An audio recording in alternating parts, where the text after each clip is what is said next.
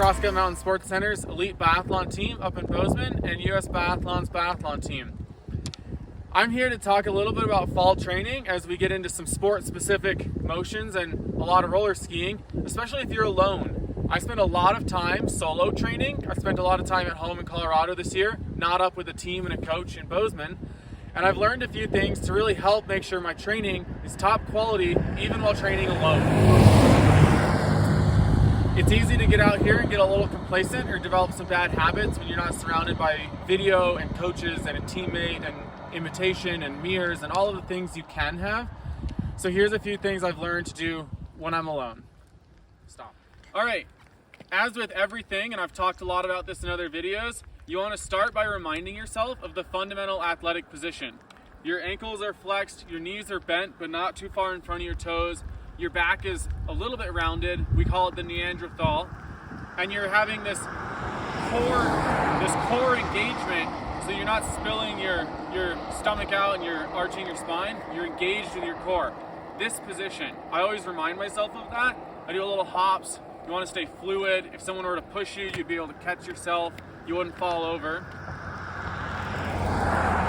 And then I do some no pull. I really like no pull. It's not only great specific strength for your legs, but it really reminds you to use your lower body. At least for me, as a post kayaker, I have a great upper body, but this keeps my body square. I hold my poles lightly in case I do need to catch myself. This will remind me if I'm twisting, moving, balancing, all of that, you stay nice and square. And then I just ski, sometimes 10 minutes, sometimes 20, depending on what I want to do, but I at least take 5 to 10 minutes and I just ski no pull. I really focus on pushing out to the side, keeping my hips forward, my ankles are flexed, and I just ski.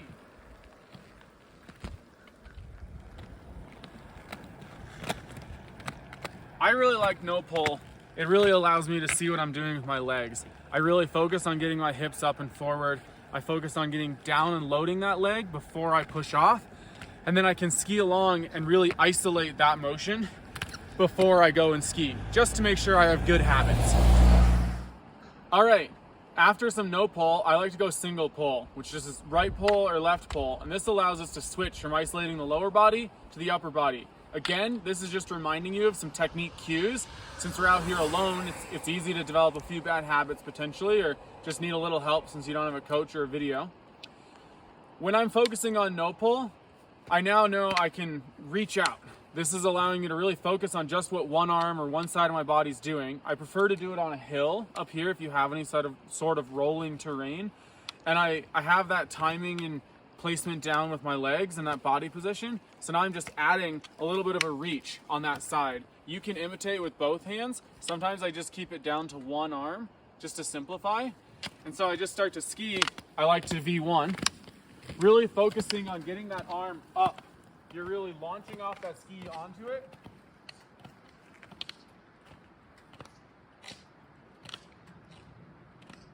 And of course, you always switch sides and even it out. Sometimes I like to do just 10 minutes of each of these on a distance ski, 10 minutes no pull, left pull, and right pull, and start it off. But again, this is a chance to work on timing, having that nice impulse onto that leg. And I like to use a hill, which allows me to have a little resistance.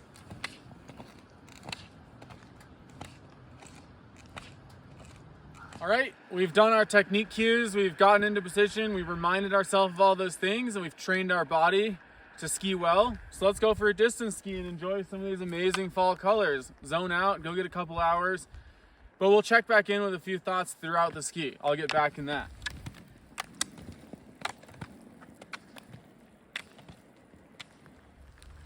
One of the things I like to check in on throughout the ski is how well I'm gliding on each ski. Am I really committing that weight transfer, allowing myself to glide on that ski, get my hips up, my hands up, and then really execute a good pole plant and ski stride. A great way to do that is to use the lane as some cues. I like to use the edge and the middle line to see if I can truly glide from each side. And one of my favorite drills to do that is the V4. So doing a V2, but then taking 2 full pole plants before switching instead of just doing 1 per side.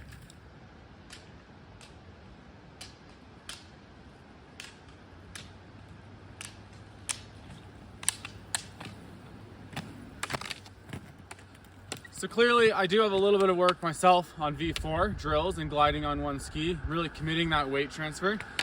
But another one of my favorite drills is the speed skater. And this is a great drill for downhilling, where speed skaters, just like in the Olympics, you see them really commit to one leg as they're gliding down the ice. And I like to do this on long downhills, especially because downhills it's easy to just sit and get complacent and glide, but this allows that downhill to become productive for really working on that committing to one ski, gliding out, you're on top, your weight is nice and centered.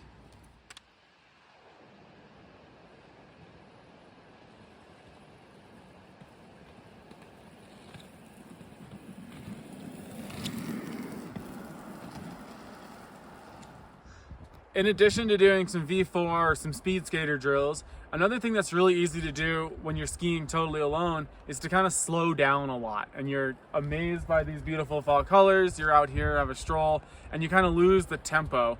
And so I like to remind myself to go fast every now and then. And it's not only good for physiological response, but to remind yourself that technique is a little different on a distance ski for 3 hours than it is in race pace. And to do that, I just like to throw in maybe 10 to 15 10-second speeds or 8-second speeds on any terrain, particularly hills for me, and just really up the tempo. Remind myself to go pretty hard and fast and have that really good response in my skiing that changes my technique. Then I'll go back to enjoying the leaves.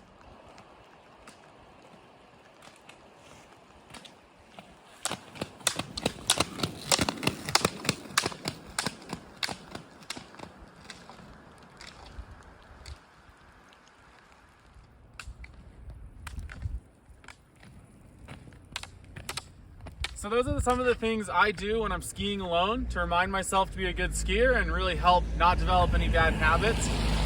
I hope you learned something. I'd love to know what you guys do if you're out solo training as well. Thanks so much for watching. I'll see you on the trails. Happy autumn.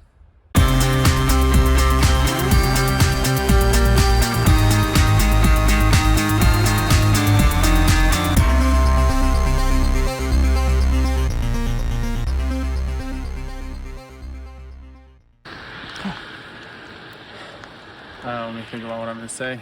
Okay.